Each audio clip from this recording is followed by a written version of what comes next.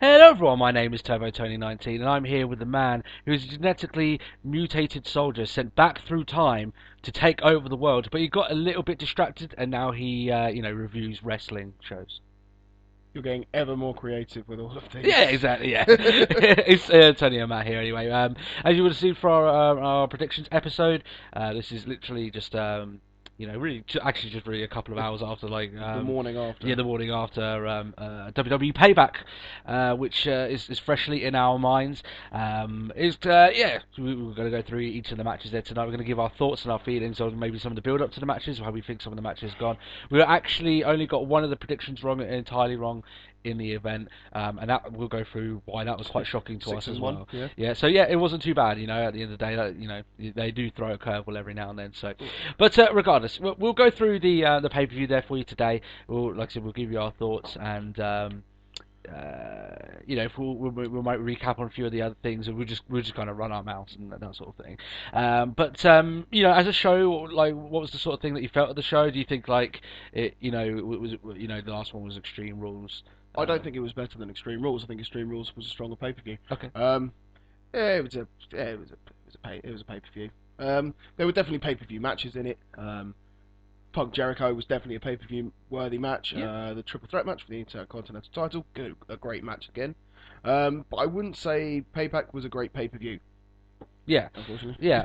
Overall, yeah, you get that feeling. I mean, it's definitely not bad by any Oh no, means, no, or not anyone at says all. that. But it's past WrestleMania season, and it's sort of they're kind of trying to build up new rivalries and this Yeah, sort of I mean we've thing. got SummerSlam on the way, so it's sort of that Payback's that sort of dip at the moment. So you've got that rise for Mania, then it drops, and then it comes back up for SummerSlam. That's the usual So crescendo, isn't it? yeah, exactly. We've been wrestling fans for a very long time. We noticed that the way that they go after WrestleMania, and they almost like ride the wave of WrestleMania once it stops, and they have to rebuild it Oh back yeah, up, sort of thing. Like I said, it wasn't a bad show. I still think it was very much pay per view worthy. So yeah. in that fairness, it's Oh definitely been a yeah. lot better than some of the pay per views they pumped out. Hmm. Regardless, we'll go into some of the matches and we'll give our thoughts on there. We didn't actually catch the pre-show, which was the Sheamus against Damian Sandow, but we did get the prediction right that Yep. they would win. We went for a Sheamus win, and Sheamus won. Yep. From what I heard, it was actually quite a good match. Yeah.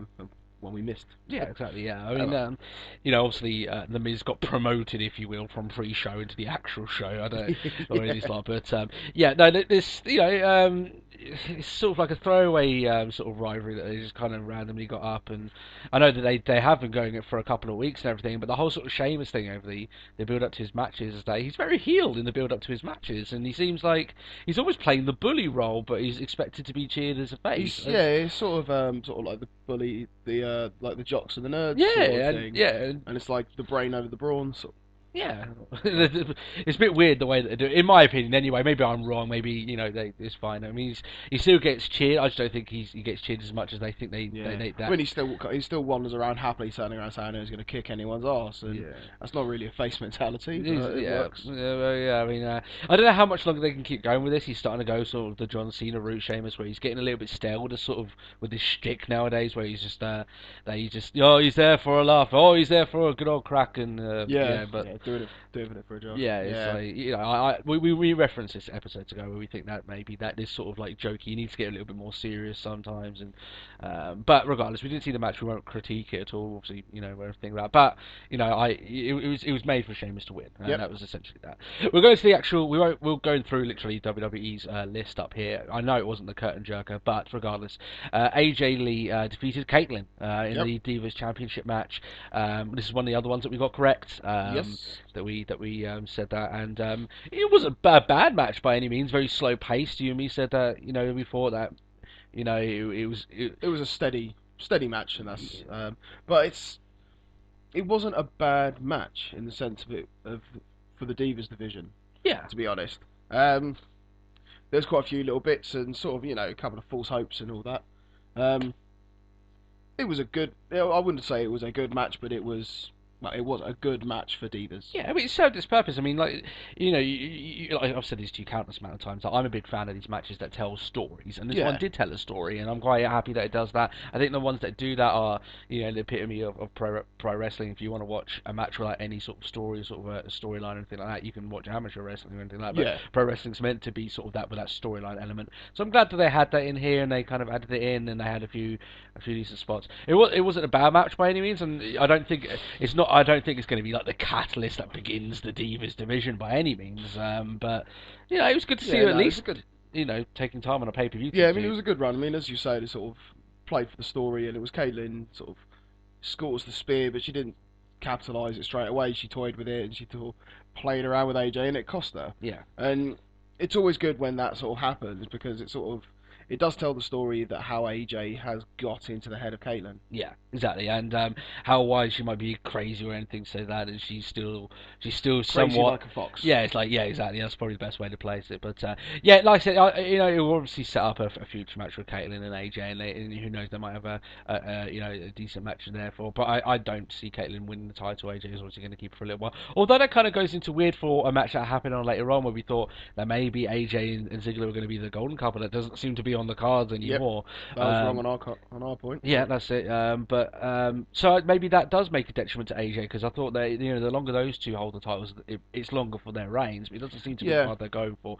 Maybe she will lose it. Don't know. It'd be interesting to see. Will tell. Yeah, I think we'll know more by tonight where the situation where they're going, or maybe not. They may they may even just do what they usually do some weeks and just not even include the Divas storyline in there.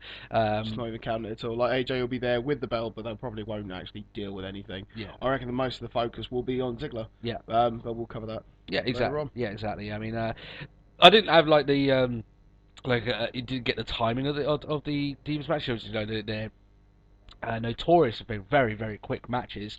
But this one, it had a length to it, so we can go into it. It was decent, and it's definitely a lot better than the majority of matches they put out there. And you can't get much worse than 6-man tag matches, 6-woman tag matches, where 4 people don't even get involved, and it's just a quick roll up for a victory, like 10 seconds. Or when it becomes like a 16 tag match and it just becomes a mess. Yeah, just a mess, just a scrap in the ring, and then something was a finisher. Yeah. So I mean, it was a good singles match, and you have to give them props for that.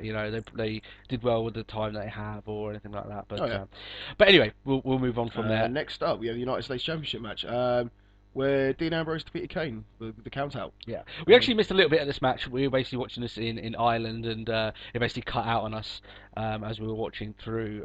If you don't know, Ireland's a bit of a crap place really to watch pay-per-views. Like I said, I can't even get TNA over here as a normal show or anything, and most of the stuff I have to download the shows and all that lot. But for what we watched of it, a good match. You knew it was going to end this way, though. You knew it was going to be a counter victory, or something along those lines. You knew Kane wasn't going to win the title. I think we were both in unison of that. Obviously, we got the prediction correct. It was a filler match. I know. Maybe it's an insult to what those guys could do in the ring, but it was. It was. Yeah, I will agree of it being a filler match. I won't turn around and say it was a bad match in any sense. I enjoy watching Dean Ambrose wrestle with his sort of his crazy style. It's definitely something different. Yeah. He has a very interesting way on a takedown, especially with a guy like Kane. He has a very good takedown for taking down the bigger opponent, and then once he's got them to the ground, Ambrose can really capitalise on that. Yeah. So it was a good show of like how Ambrose can essentially adapt his style to whichever opponent. Yeah, and that means he's a competent wrestler. It means he's wrestled with a lot of people, a lot of different shapes and sizes. Sometimes you get a guy who might be a great wrestler, but when you put him in a ring like with a Big Show, Kane, Great Khali, they don't really know how to do it, which is not bad to them. Normally you wouldn't have to fight these gigantoid guys, but everyone knows that Dean Ambrose is a competent wrestler. He's got a huge background in his before WWE, and came in with with a lot of fan backing, hardcore fan backing. But yeah, no, this match was okay. I think it suffers with a little bit of this sort of thing where for the fans along our lines, like I said, it would be very shocking if Kane were to win this match. Oh yeah. I mean, especially just the way that the pay-per-view set up and the tag team title match was set up. But regardless, it was an enjoyable match, and like I said, I think we missed just a little bit at the end of it. We pretty much just missed the finish from live. I read up on the match, sort of go by go sort of thing, and But the looks of it, we really didn't miss much except for the actual count out Yeah, so itself. that was the only And bit of the then, event. unfortunately, the RVD promo. Yeah, we did, but we caught that later on. So overall, Yeah. this was the only bit that we really Yeah. missed out of the whole thing, which is touch wood, that's fine. But yeah, I mean, like I said, it was a filler match, and I hope that they do more with Ambrose being United States champion and everything along those lines. I am glad that they are starting to mix up. I did say this a few episodes ago, but I will reiterate it here that they are starting to do this thing. They're not just having six-man tag matches with the Shield. They're having some singles matches for the title, some tag team matches. They are shaking it up a little bit. So Proof that the Shield themselves are not necessarily just a three-man team. They are three very competent individuals, yeah, exactly. but who work well as a group, Exactly. as a unit. Yeah, and like I said, the more you do six-man tag matches, as good as they are, and doing six-man tag matches, it will get stale eventually. Yeah. That's the thing with everyone. You have to mix up every now and then. So I'm glad they're doing this. But I hope that they do more. I don't know how they're going to move it up to some star, who they're going to get to feud with them. They've been feuding with Daniel Bryan and Kane for so long. I'd much rather them go off to new people to feud with, Yeah. or anything along those lines. I know there's other tag teams in the division. yeah. There's other stuff they could do with other. I know they want to keep them like with top range wrestlers, but there's plenty on the roster they could do something with. Yeah. They could do something with Chris Jericho now, which I don't think will continue anything with CM Punk now. So they could do something along those lines. Just get him in the ring with someone competent wrestlers. So we can see different matches. We have seen them in the ring with Kane and Daniel Bryan so much now. It's great. They've had great matches, but I think that time is done. But it is starting to get to sort of like a rinse and repeat sort of match style. Yeah, exactly. I think it's filled its list at this point. But it served the purpose. Yeah, exactly. So yeah, moving on anyway, we've got the Intercontinental Championship match. Barrett and The Miz, Curtis Axel. What an opening match. Yeah, it was a very good match. I like this match for many different reasons. Maybe because I'm a wrestler, a fan of I remember Mr. Perfect. I remember a lot of his matches.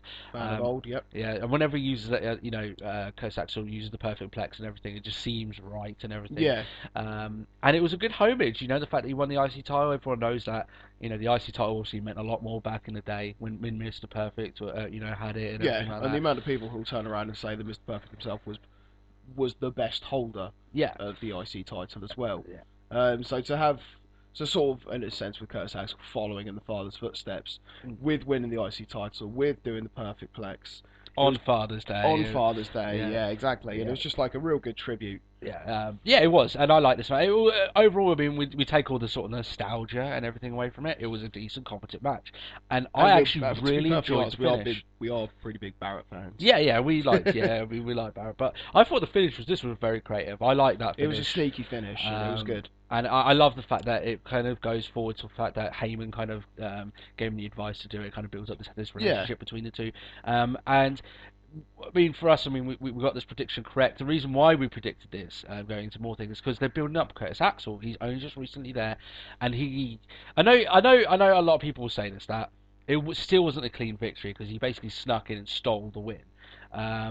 But there's a lot of difference between getting a count-out victory and winning a championship. You know what I mean? Like, it was still a pinfall. It's still pinfall, and he's still champion at the end of the day. And you can come out with that title on Raw. I mean, you say it's like a sneaky win. It's still it plays to this whole sort of triple threat rules. Yeah. Where you are that wild card. I mean, it did start off, as we put in our prediction show, like it was going to be a singles match with Curtis Axel playing wild card, and there were a couple of points where that really did come into play. There were some really good sort of three-man spots as well. Yeah. But it was that bit right at the end where it looked like Wade Barrett was done. He was going to tap out to the figure four, and then Curtis Axel just sneaks in and steals a pin. Yeah. And that's it. It's perfect triple threat matches that end that sort of way, rather than all three guys just dead in the ring. There's always that one person. That's it. Yeah, there's a lot of creative stuff you could do with a triple threat match, and sometimes even WWE can forget that. But I thought this was pretty good. It was a really good triple threat match. It was they can certainly do worse in triple threat matches. We've seen some clusterfuck. Triple H. We've seen some clusterfuck Triple H matches, but triple threat matches we've seen down the time. I mean, it's touching on Triple H. I mean, you can't really have Curtis Axel get not necessarily victories over Triple H. I mean, countouts and all the like against Triple H against Cena. Yeah. I mean, your big names of this company, you can't have Curtis Axel get. It's still a win still a tick in the box. It's still a win. You can't have him winning against your top guys and then when it comes to Wade Barrett and The Miz, lose. Yeah, that's it. That's exactly. And one of the things as well that goes down to the likes of Triple H and John Cena and everything, they're at the stage of their careers now that they need to be losing to rising stars, which is like Curtis Axel. So Yeah. you and me said this before, Aaron, that we The thought win, the win in the box means more. A win would mean more to Curtis Axel than a loss to Triple H. exactly, yeah. His legacy's already in stone. You know, people. I know it's probably a little bit more grandeur than a lot of people would like, but you know, people. You know, Triple H is he's you know the 10+ time world champion. John Cena's won it more than anybody or whatever. You know, and at the end of the day, that you know a loss to them won't do that much. You know, Oh, but yeah. it seems like they're afraid to let their top guys take a loss every now and then, or at least a clean loss or anything like that. Yeah. But that's it's not nearly as bad as the days of where Hulk Hogan would refuse to do the jobs like Billy Kidman and he'd just do bullshit finishes and he never really went over for anyone. Yeah. You know, it's a lot better than that, but still it could be better, and we'll go into that more. That's more of an issue, I'd say, with John Cena and Ryback. We'll go into that into great depth. Yeah. When we go into that, When but we hit the main event. yeah, exactly, yeah. But yeah, overall, I'm glad he won the title. I think it does much better for him. I don't think it damages Wade Barrett to lose the title. Not at all. I don't know how they're going to keep it up though. I'm gonna see. I see another triple threat match coming into Money in the Bank. Yeah. To be honest, because it was that thing.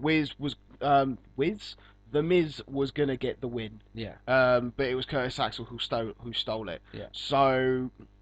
Yeah, I mean, Wade Barrett lost the title, but Miz got screwed out of his win. Yeah. So there's going to be another triple threat match down the line. Yeah, they won't have a heel versus heel title match. No. They did heel versus heel when they did Ziggler. No, sorry, they did Biggie Langston against Jack Swagger, and the crowd were dead for it. Yeah. They very rarely put these matches in for that very reason, because face versus heel works. Yeah. You know, Heel versus heel. Who's gonna cheer for you?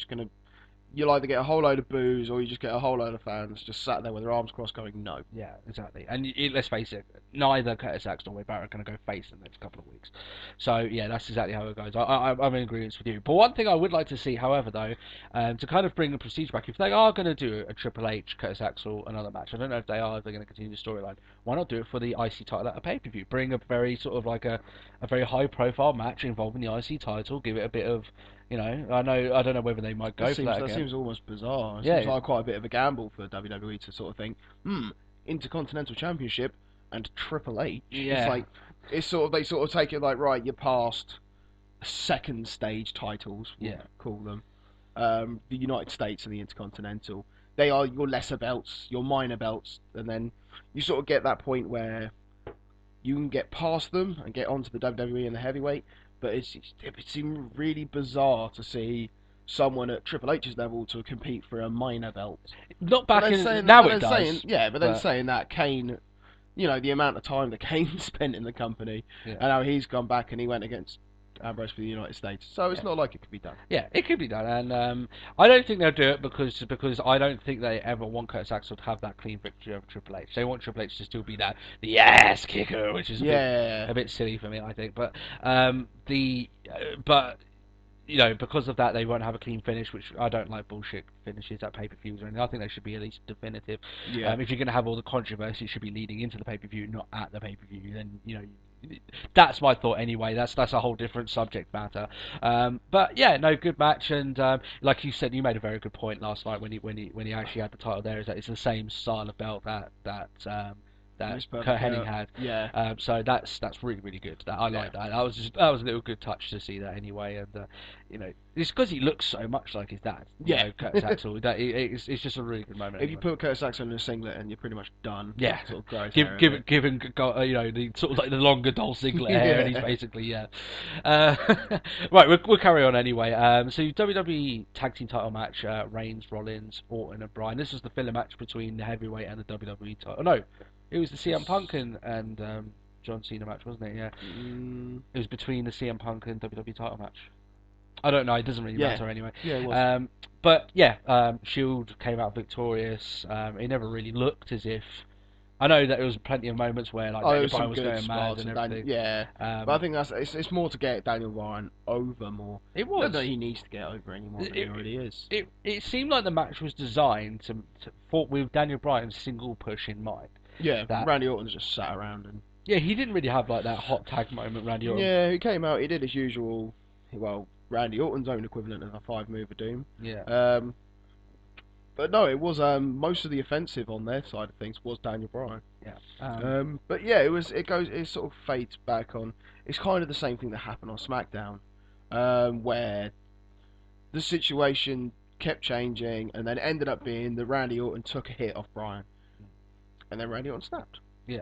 I mean, it kind of worked that sort of way because then Reigns got involved, and then Orton got involved, and then it just all sort Yeah. of mixed up a bit. Yeah, exactly. And that's the majority of how tag team matches finish anyway. The kerfuffle and one of them comes out, Yeah, like that. But like, it wasn't a bad match. It's probably the worst tag team title match that Daniel Bryan's been involved in. But if you take everything away from it, he was definitely the standout performer in that match. yeah, And like I said, you could just tell that it was made for him not to be involved in tag team competition anymore. It's made for him to go forward now. And if the rumors are true, he will feud with John Cena. And he's in the prime position to do that. You see that we were talking about the fact that this match was after CM Punk, and he obviously CM Punk got a very large reaction, right? yeah. But Daniel Bryan still got a very good reaction from this crowd. They were Easily. very much into him, and that kind of Like, shows. you would have thought a Chicago crowd would be quite blown out after, especially after a Punk victory. Yeah. But even for Daniel Bryan, they were still more than happy to get on their feet and sort of chant yes along with him. Yeah. So Yeah. it's And he does that with quite strange. crowds. Why has he gone back to yes? I don't know. I recently? mean, I don't know whether he's going like Uber face again because he's always been that middle ground, hasn't he? Like, Yeah. people started cheering for him because he was funny with the whole Kane thing, but now I don't know. We'll see how they go. We'll know more by Raw tonight, definitely, where they're going to go with this. Yeah. But it's interesting that he's gone back to that. To the yes chance, he's not going for the no or anything like that. But It's like he just what was it switches on backwards and forwards. Kayfabe isn't it? News.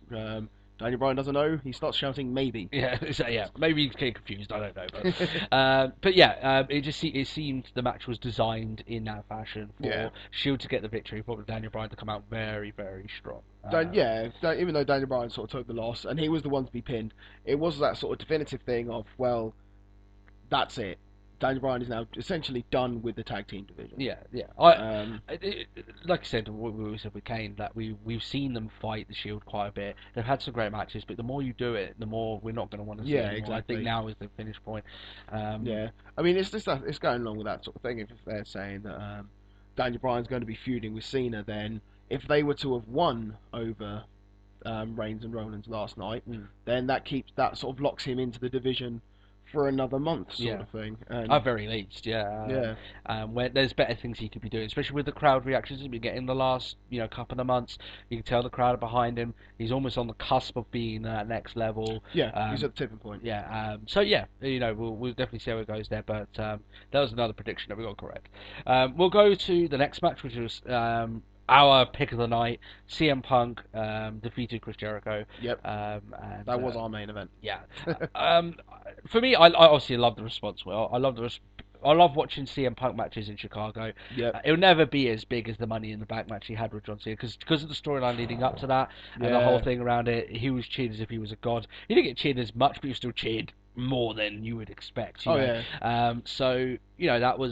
That was great to see him, and he came back with the Wolverine-looking thing. I don't know. He seems to come back with like a new sort of look. I don't know whether he's trying to sell this every now and then, but I'm not too keen. no, maybe not. I don't know how long he's going to keep that before. I don't know. Maybe he thinks he's a trendsetter. Maybe I don't know, but yeah, overall good night for Paul Heyman's guy, or to be a Paul Heyman guy anyway. True. Great match, this one. I think this one. It was a real to and fro. Yeah. Yeah. This was a lot lengthier match than I thought it would be, which is for a good thing. They definitely, kept to. It was very reminiscent, I think, of their WrestleMania match, where they very much kept to the groundwork. The crowd weren't like going mad over some of the spots, but you could tell that what they were watching, they were enjoying. It was fantastic wrestling, and you can't get much two better mat-based wrestlers in terms of the history of what they have than Punk and Jericho. They showed that already. Yeah, I mean, as I mentioned last night whilst we were watching it, there's the two people in the WWE who are pretty much the closest match to each other, and that is Punk and Jericho, with their ground based, their submission based. I mean, even the occasional flying moment, as well. I mean, you've got the elbow drop, and Jericho has the lion salt, and they work off each other so well, and they have that ability to put on some amazing matches. Yeah, and they don't refer to themselves as the best in the world for nothing. Yeah. they're very.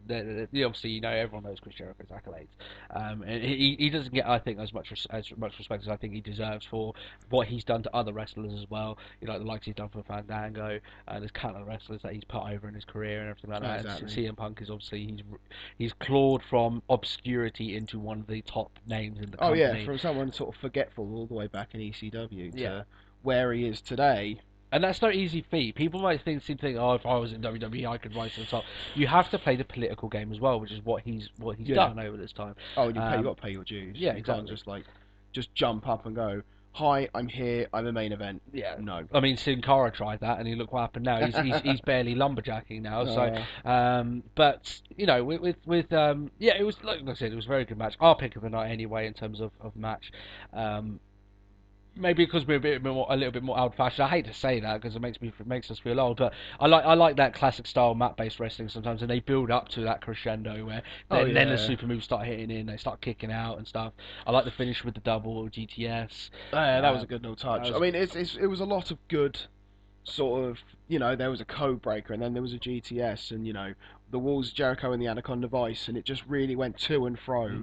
And there was so many moments where it was so many near falls that it was getting ridiculous. I mean, there was points where we genuinely believed that that was it, that was the finish. Yeah. And it's like, oh no, it's still going, and it's that sort of great sort of match that really does sort of, that's real edge of the seat, screaming your heart out, sort of trying to just wait in anticipation for the actual finish. Yeah, and that's it. Like you said, if you can get like hardcore wrestling fans to suspend belief for even a couple of minutes, and you've done a good job. Yeah. Because if you've done that to them, it means you've done that with the audience around. Yeah. So it was a great match, a really good return for Punk. He didn't have a new entrance music, but that was all rumor anyway. Rumors, yeah. Who knows? He might debut one tonight or anything like that. I don't know. I think if he was going to do it, I think it would be a bit confusing if we haven't seen Punk for a while and then he comes out with a completely different music, and suddenly, I mean, if you don't go looking at sort of pages like No DQ or anything like that,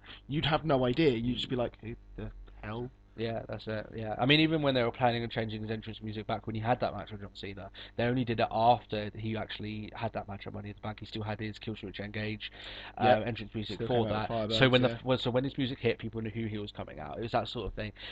But I don't think they'll change it just because it's a huge part of his thing now anyway. But and it has been like, you've got to think, it hasn't been that long since he had it. I mean, you don't change.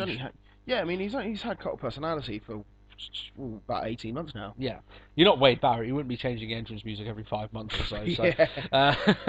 But yeah, our pick a match of the night. We got the prediction correct. It was rather exciting to watch, and like I said, that's pretty much all we can say about that. It was really interesting to see what they do now. Like I said beforehand, I'd be very shocked to see now if they actually have it that CM Punk feuds with Chris Jericho any longer. I think this was just more. It was the bait to get Punk back. Yeah, it was a good match for him to return to. So. Oh yeah, definitely. It wouldn't have the same appeal if anyone really other than Jericho did the whole, you can't call yourself the best in the world if you're hiding away. Yeah. I mean, it's that going on the whole thing of they both refer to themselves as the best in the world. Yeah. So it's a pride knock. Yeah. And it's something that, they did this before, that Jericho was like, well, I'm the best in the world, how dare, you can't refer to yourself as that. Yeah. So Punk as beat Jericho to prove he was the best in the world. And then he runs away for 8 weeks. Yeah. And then Jericho's like, but I'm still here. Yeah. So I've outlasted you essentially, so that still makes me the best in the world. So it's that pride knock, and it's enough to get Punk back. Yeah, that's it. It's a good rivalry to walk back. Some might argue that they've done this storyline before, which if you were going to be, go that far into it, yeah, they have. But it's an easy storyline for Punk to walk back in without even being there. Still have pull off a great match with someone he knows how to wrestle, and one that the fans still wanted to see. Yeah. They haven't done Punk to Jericho to death, and even if they have, it was a very long time ago now. Yeah. That's 2 main years ago we're looking at. Anyway, so great match. We'll move on to the next one. We've only got 2 left. This is the one we actually got wrong, and I'm very shocked they did this. Now, Alberto Del Rio won the world title. He beat Dolph Ziggler in Dolph Ziggler's first defense of the title. How many times did he kick him in the head, though? Yeah, it was a very heel match, and they even referenced, I said this to you, that as the match progressed on, they were referencing the fact that Del Rio was was almost wrestling heel. It's, They I only mean, showed cuts of the camera of people that were booing him. mm, So is he going heel now? It seems like they're at I least don't going know. with I mean, that. I've heard, I read on sort of various dirt sheets. It was like the reason why he came back out was to try and save himself from a heel turn, Yeah, but the crowd hated him.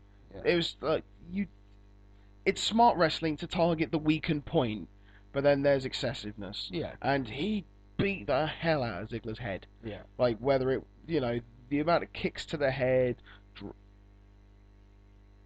okay, like all the random sort of drops, kicks, and just everything. The amount of abuse that Ziggler actually took in that match, and there was a good shining moment though where it looked like Ziggler could really have stolen it when Yeah.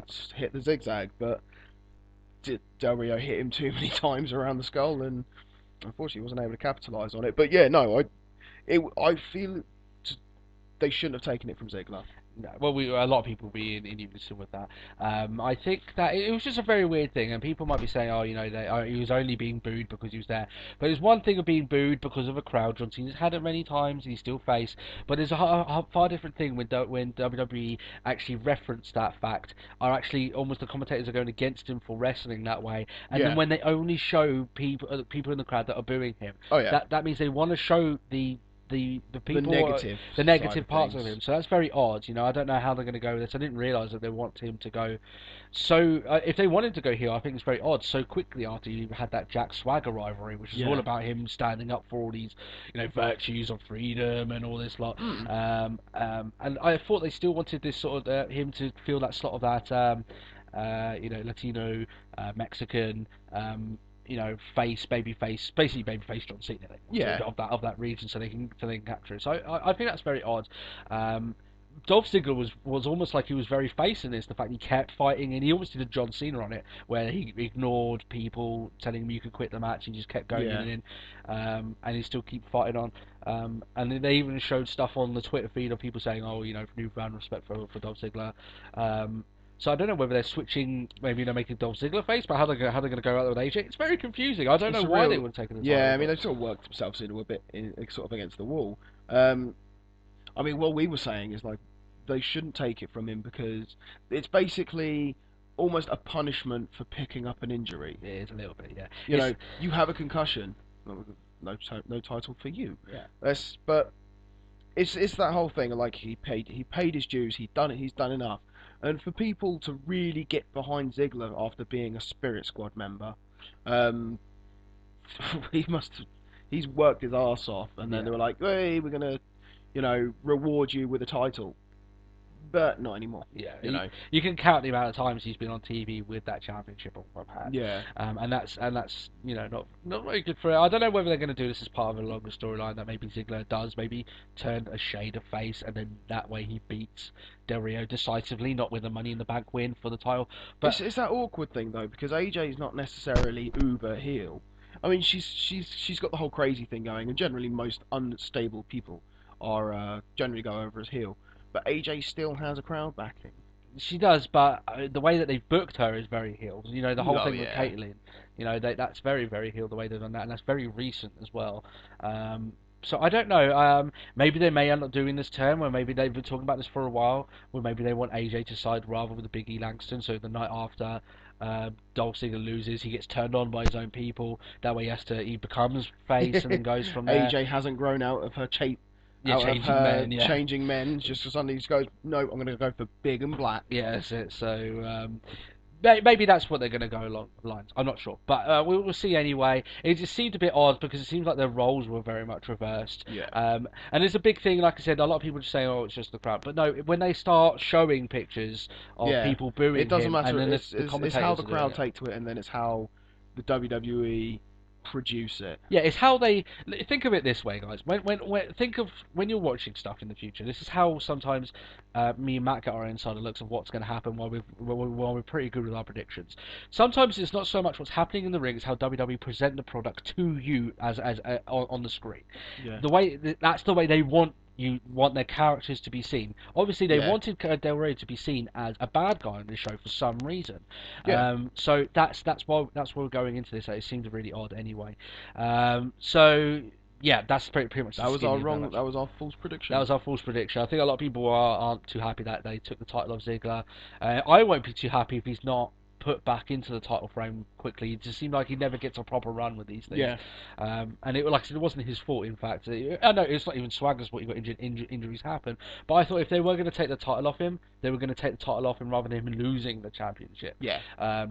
But we'll see how it goes along. Maybe they do have a big storyline planned. Maybe we'll eat our words. Maybe. We don't know. Going into the final match anyway, is the WWE Championship match, the Three Stages of Hell, John Cena versus Ryback. I know that we've been very critical of this match and things. It was a good match, in my opinion. I don't think it was as good as the other Three Stages of Hell matches. I think they've been. It was a weak Three Stages of Hell Yeah, match. I thought a lot of almost like a lot of the stages finished very quickly. You look back on some of the other Three Stages of Hell matches, they've gone on for about an hour. This was probably about 40 minutes long, so we're missing that extra 20 minutes of epicness, if you can call it Yeah. that. And there was a lot of things that I thought were a little bit dodgy in this match. There were some things I thought were actually quite smart, especially sort of Ryback finding which side of the ring is more likely to attack Cena. Yeah, The amount of times where it's like thrown out, oh no, don't get him back in there, and then it's like, oh, but there's that one side, and if I chuck him out that side again, he's gonna take another kicking, and it was good. It was really smart. It was a really smart way to sort of use the lumberjacks to your advantage. I mean, everyone knows the lumberjacks are there to put you back in the ring, but it doesn't necessarily mean they're not going to dig you in the ribs first. yeah.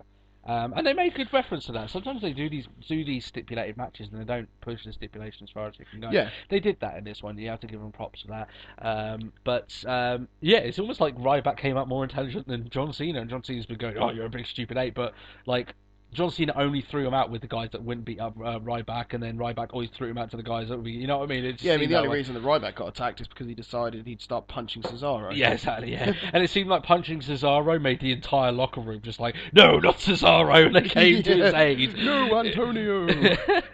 So that was a bit that funny. created a nice big cushion for Cena. Yeah, we did make a reference that the only reason why Cena would ever go after that is he's got 30 men to catch him. Imagine Vince McMahon just biting his fingernails at that one. But what if it was two people and one of them failed? Then that'd be your job. You hurt John. Yeah, Get out. Yeah, that's it. But lumberjack match. Yeah, it was alright. It was good, and that's the one that Ryback. It was good for a lumberjack match. Ryback won that one. We did say if John Cena was going to win, which he did overall, that he would come from behind because that's how they it's want the to play face way to win. Yeah, and the tables match for me was done very quickly. It was another thing. It's like going on like, oh, Ryback, you big dumb ape. But it was that moment where Cena had him up for the AA, and then Ryback flips the table. Yeah. Like, well, there's no table there now. You can't put me through it. Yeah. And there was so many moments. There was quite a lot of tables actually getting destroyed. Yeah, it was before anyone actually went through anything. Yeah, that's it. I thought it was a very soft ending to the match. I didn't think the whole reversal. I think they could have done something a little bit different. But it was a real poor ending actually. It's like meh. Yeah, it's through the table. It was almost like that. The whole tables match was almost like a filler match between the lumberjack and the ambulance sort of thing for them. But at the end of the day, I don't know. Wrestling for that length of time anyway can be quite, have to conserve your stamina even for, a match that they didn't seem to go huge out of their way to do these sort of like moves. So, whatever they feel like doing along those lines. It certainly wasn't bad by any means. I just, in terms of how epic I think they wanted it to be, I just don't think it lived up to that. So, not in the first two stages. No. Yeah, that's it. And then they moved on to the ambulance match stage, which you knew they were going to get to. Like, I like the I like Ryback powerbombing Cena through the announce table, which wasn't the Spanish announce table. Yeah, exactly. Yeah, that was it's an event where the Spanish announce table survived. Yeah. But before you knew it, they were already up in the ambulance. It's like, where was the fight to get there? Yeah, it was very quick. It was like, oh, we're at the ambulance now. Whoa. Yeah. And once they started fighting near the ambulance as well, it was very quick to be the finish. And they did a few good bits where I was actually thought they were going to end up doing the Goldberg mistake again, where where he did the forearm into like the glass and stuff. All I could think was Goldberg doing it at WCW and almost losing his arm. So I got a little bit cringeworthy there. I know they wouldn't do it anyway. They probably learned from that mistake, but. Yeah, that made me worry a little bit. But yeah, I mean, in terms of like using the ambulance and they started ripping stuff out and stuff. That was actually quite good. I quite liked Ryback just going And Yeah. it's like, oh, there's a wing of an ambulance. Whack. But yeah, it was. I just thought the end. Right, when we go through to the ending of this, because we'll go more into the reasons why we think that John Cena shouldn't have won this match. We'll probably go into length, but he basically AA'd him through the ambulance, and that was the match at the end. Yep. I thought. First of all, he's done that finish multiple times. He's done that against Batista to finish him off. Off a car through the stage. Yeah, and I don't think it's just that of them that he's done it too. I think there's a few other people. I won't be able to quite off my head, but I know that there's been a few other times that he's done a similar finish to this, so it's not really that shocking anymore. We could kind of see it coming, you know what I mean? Yeah. But I thought the whole purpose of an ambulance match was that you had to drive out of the arena with the ambulance. They just pulled the it was match like over. the moment he was in the ambulance, it was done. I mean, there's nothing to say that Ryback, I'll say survived the fall, Yeah. but you can just as easily have kicked open the door and then fell on the floor. That's it. The match is still going. Yeah. You get that brief moment to catch your breath, sort of thing. That's it. And they've done that before. I think even John Cena actually did that in his match against Kane, which was an ambulance match. And it was literally just before the ambulance drove off at that point. Yeah, it was like proper at the last moment and tumbles out the back. Yeah, and the match continues, and Indy won the match. So I don't know. It seems like WWE just they think that they're not going to notice the differences, and maybe it is being a bit pedantic. But I just don't notice. I just thought the reason they're ringing the bell now, they're not going to drive off and all that. But maybe they wanted that big thing where he's like, yeah, on top of the ambulance and celebrating. Maybe that's the reason why they did that. But I don't know. I thought that the match for me was a little bit underwhelming. I thought they were going to go a little bit longer. I thought they were going to. Yeah. I thought it was going to be a little bit less predictable at the end of the day, but it ended up being a very predictable sort of match. That I think that damaged it quite badly. I think that. Not as much as it damaged Ryback. Yeah, we'll go into that now. Actually, the fact is that we talked about this. We've talked about this leading up to this event. Christ, I think we've talked about this pretty much after every pay-per-view. Yeah, that there's almost irreparable damage done to Ryback now. The fact he's lost.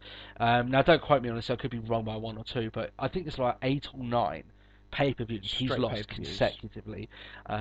Since really he's been in the main event picture. Anyway, regardless of whether he's face, regardless of whether he's heel, he just can't win a match at a pay-per-view. Yeah. And I think it's really starting to damage him now. The fact is that he's not going to be in the title run. That's the rumor anyway. That he's not going to be in the championship run. So who's he going to feud with?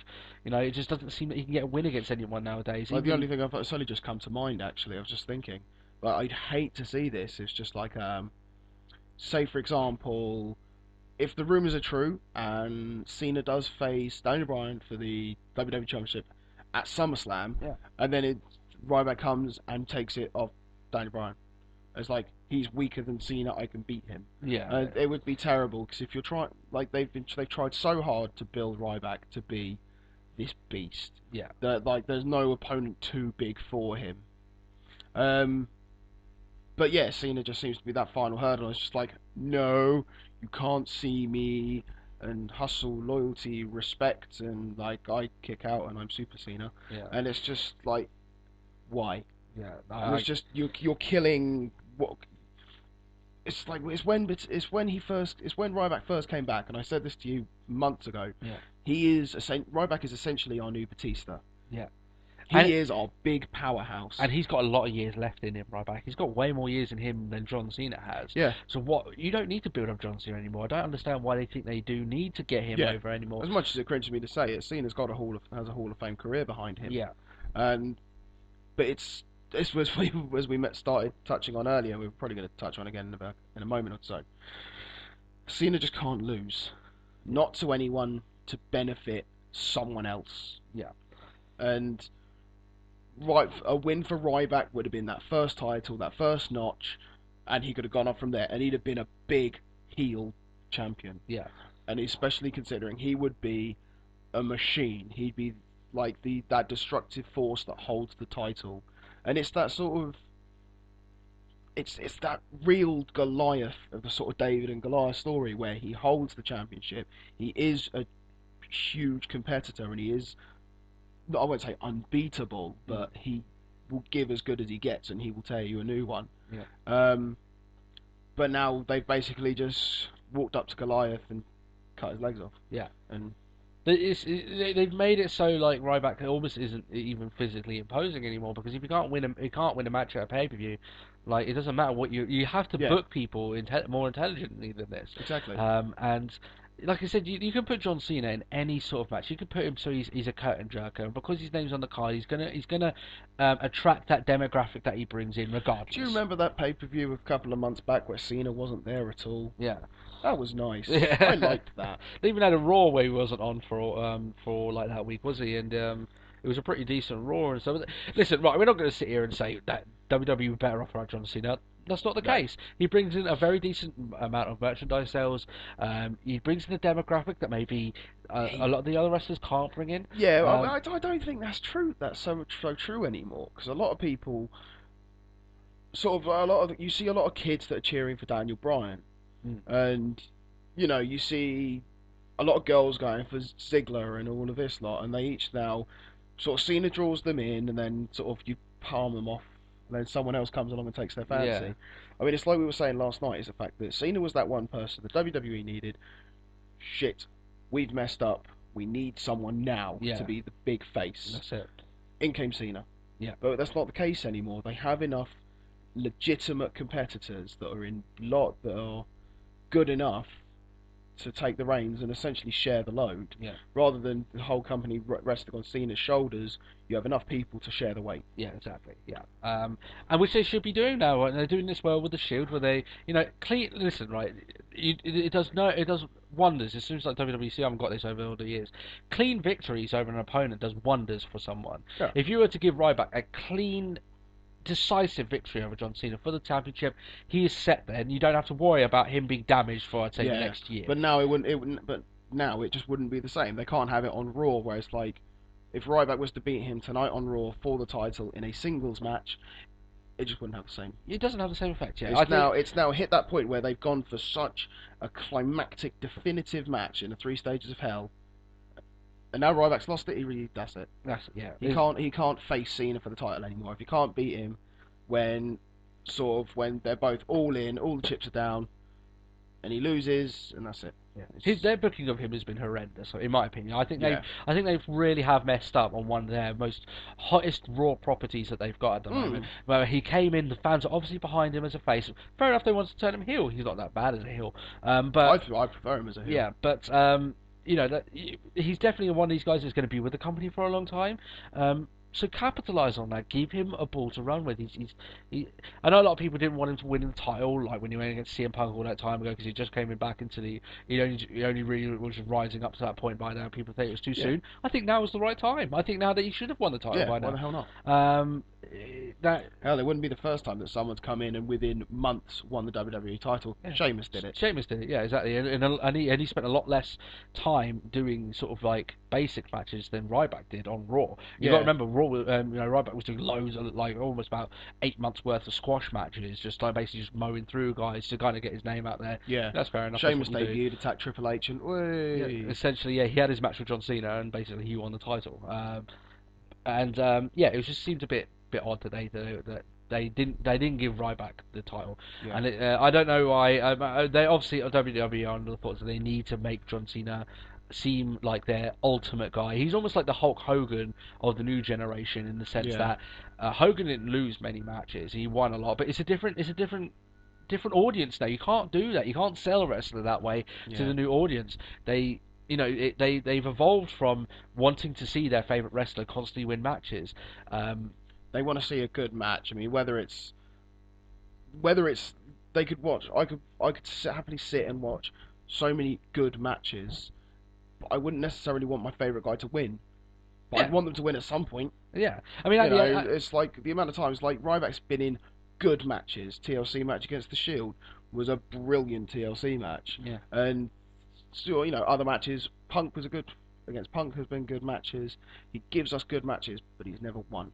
Yeah, and I've enjoyed watching it, but you want it to get to at that point where we made it. Yeah, that's it. Yeah, I mean, at the end of the day, their whole thing with John Cena that they've sort of messed up with since they started building him up is that your hero is only good as the villains he defeats, and they've booked his villains very poorly, in my opinion. The majority of the villains that he's faced.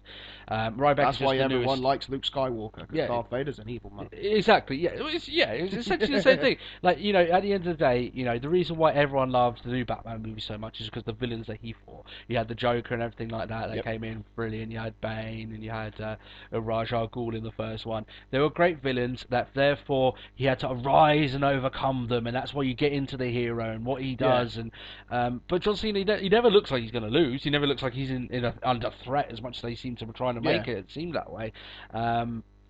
He just seems like this guy who just keeps winning and winning and winning. And what it seems to people who watch it is that John Cena can't be beaten.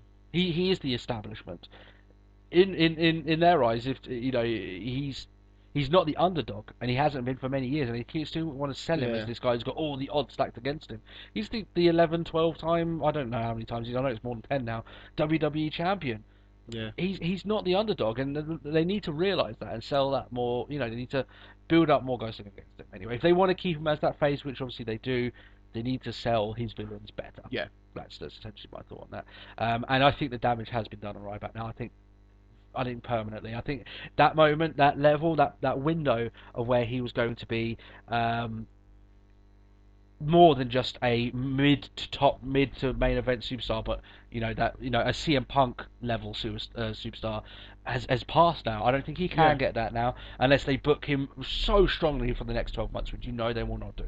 So I think that's passed for him. I don't think he can reach that. I think he'll still be in the main event picture every now and then. He might have good matches, he might have main event matches. He might win the World Heavyweight title, we don't know, or he might even eventually win the WWE title, we don't know. But I think that sort of slot of him being the superstar, if you can get my drift, the top range has passed. I think because of the way they booked it.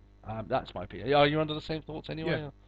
Yeah, I can't argue with that at all. Yeah. That's really it. I mean, even we're going on to sort of. I'm going to touch a bit on like the whole brand separation of it. You say like you may one day win the heavyweight title, but the heavyweight title doesn't have the same prestige. No, it doesn't. No. Because there's that brand separation. On SmackDown, the heavyweight championship was their equivalent, but now, there is. Oh, look on SmackDown. Oh, there's like half of it's Raw superstars anyway. Yeah. And so you've got the heavyweight championship is your lesser major title. Yeah. That sounds really bizarre. Yeah, but it's almost like we'll put it into footballing. that's terms. your silver. That's your second place in the That's it, yeah, Premiership. exactly. That's it. Yeah, that's it's essentially the League Cup to the FA Cup. The FA Cup's the WWE title. The League Cup is the heavyweight title. You much rather win the WWE title, but if you win the League Cup, that's fine. That's okay. But yeah, that's essentially the same. But you look back in the days of when it was, you look back at WrestleMania 21, the World Heavyweight title was the main event match. The WWE title match was before it. It was the support for that match. It's not that way. You won't see that now. 21 now, was it? That was Batista versus Triple H just when he won the title. That's also the same year that John Cena beat JBL for the WWE Championship. So that was but. That WrestleMania actually wasn't too bad, but anyway, that was the Hollywood WrestleMania. But we were going off track now anyway. But but it's not like that anymore. They seem to have this sort of thing where a lot of their titles have lost prestige, and they've got no one else's pull apart from their own. Really, they've so focused so much on the WWE title. The SmackDown as a brand has sort of withered since they really have adopted the brand separation doesn't mean anything anymore. I remember a time when they had the likes of Triple H on SmackDown. Even when they had Jeff Hardy was there, he was on SmackDown. They wouldn't appear on Raw. If you wanted to watch them, you had to watch SmackDown. Yeah. And we've done this before. I remember us. We did the episode of brand separation. I remember us talking once about just get the brand separation back in and get Cena on SmackDown, just to boost SmackDown's ratings. Exactly, and that way you've got Raw for your new stars that you've risen up, but you can still see Cena, and he's giving these young guys a boost. Yeah. Give them, I don't know, give them a very long World Heavyweight Championship title reign on SmackDown, and that way people are going to want to watch it because he does have a large fan base. I know we're on John Cena a lot, and for obvious reasons, but I still don't discount his contributions to the company and the fact that he is a big wrestler. Like you said, he is a bona fide Hall of Famer at this point. But that's the way that we think we should go. That's the way we think. If you're going to have this brand separation, if you're going to bring prestige back to that lesser title, you need to have what you think is your top guy as that champion. But wherever they go with that, I'm very doubtful. I think they want to book John Cena as the top star until he eventually drops. I think that's pretty much the way they're going to go with this. So, overall, as an event, anyway, Payback, I think it was definitely worth viewing. I don't think it was. Definitely. I've had some pay-per-views looking back on the day where it's almost as if I feel as if it definitely wasn't worth the time, let alone the money Yeah. of the actual event. This one, not so much. I did fancy enjoying it. Maybe it's because you were sitting here next to me watching it, and we had a laugh. Which normally we're watching it, different countries, so it's a little bit Yeah. different. Chatting over WhatsApp. Yeah, so maybe that improved it for us. Maybe along those lines, maybe. But we'd like to hear your thoughts anyway on the show. What did you think of WWE Payback? Did you think it was a good show? What was your favourite match of the night? What do you think of the RVD return promo? Do you Mm. think that he made the right decision? We might go into that more in the future LTW when we go Touch on through that maybe. RVD, where maybe he should just go back to TNA. Maybe he's done the right decision. But we're going into that more detail. We could have a very long conversation about RVD. Oh yeah. A very enjoyable conversation because bring back some good memories of his matches. But overall, going into Money in the Bank, I think Money in the Bank would definitely be a better pay per view than this one. Yeah. Well, I think Money in the Bank has the Money in the Bank ladder match, so yeah, and it's always interesting to watch the Money in the Bank match because it's almost like that. Once whoever wins the briefcases, you kind of know what kind of direction they're going in. yeah. So yeah, that would be very interesting to see. Maybe I don't know. Ziggler becomes Mr. Money in the Bank again. I don't know if they'll go that route. I don't think that'll be Another right. rinse repeat. I don't think so. I don't think so. He's done that. You need to give that mantle to someone else. Yeah. So. He's got his rematch clause, so Yeah. that's probably what we'll see at Money in the Bank. Yeah, that's it. Essentially, you're probably going to see another Del Rio, Dolph Ziggler match at Money in the Bank, but I don't think you'll see a John Cena Ryback match because they were talking so much about it being definitive or those. I think that's the last one you're going to see. That's where it ends. Yeah. I'd be very shocked if they do another one. I mean, the really only thing they could do now to make it even bigger than a Three Stages of Hell is if they do a Hell in a Cell match, which is they do it so out of whack. 60-minute Iron Man match. Exactly. I wouldn't want to see those two wrestle for 60 minutes, just personally. But I don't think so. Yeah, I didn't really enjoy. I enjoyed, but I wasn't too that much of a fan of watching Cena wrestle Orton for 60 minutes. Yeah, exactly. Yeah. But yeah, that's pretty much our thoughts on the show. Like I said, leave a comment with your thoughts and everything. We'd love to hear what you think of the show. If you enjoyed us there talking, give us a like. We're going to do some changes to the ins and outs of how the show is run. I'm going to go into that more into a video more later on. There's going to be quite big changes on how we do what we're doing now, and I'll go into more details then because it's going to be that probably need its own video. It's probably going to be pretty lengthy. So if you're a fan of us yattering on, keep an eye out for that because we're pretty much going to be changing how you hear the show, where you hear the show, how you will, all that spiel and everything like that. So we're going to make a few changes there. But thanks a lot there for listening to us here today. Thanks a lot for spending the time with us. I think it's been about an hour of us yakking on. Yeah, about that. Yeah, but I hope that you feel as if you got your money's worth from WWE Payback. I definitely felt as if it was worth the time watching it. But yeah, like I said, thanks a lot for watching us, and I hope you have a great rest of the day. And that's it. Enjoy yourself, guys. Yeah, bye bye.